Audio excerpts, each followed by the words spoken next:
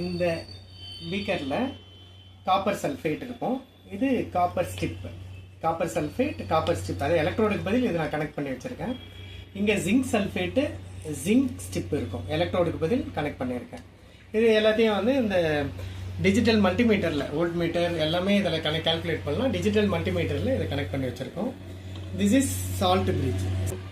Salt bridge is nothing but ஒன்றும் இல்லை, சாதாரண ஒரு பேப்பர் இருக்குல்ல, அதை வந்து நம்ம சோடியம் குளோரைடுனா வீட்டில் இருக்கிற உப்பு இருக்குல்ல, உப்பு தண்ணியில் அப்படியே வந்து இதை வச்சு எடுத்திருக்கேன், அதை நினச்சி எடுத்திருக்கேன். அதுதான் சால்ட் பிரிட்ஜ்.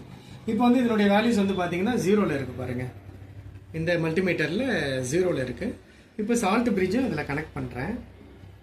கனெக்ட் பண்ணிவிட்டு இப்போது ஜிங்க் ராட் வந்து எதில் இருக்குது? Zinc sulphate. அதாவது இங்கே ஜிங்க் ராட் வந்து ஜிங்க் சல்ஃபேட், காப்பர் ராட் வந்து காப்பர் சல்ஃபேட்டில் இருக்குது. அதாவது காப்பர் ஸ்டிப்பு ஜிங்க் ஸ்டிப்லாம் இருக்குது. இப்போது சால்ட் பிரிட்ஜும் வச்சாச்சு.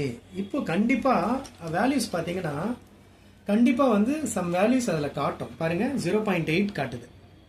சால்ட் பிரிட்ஜ் இல்லைன்னா காட்டலை ஆக்சுவலாக. இப்போ 0.8 காட்டுது.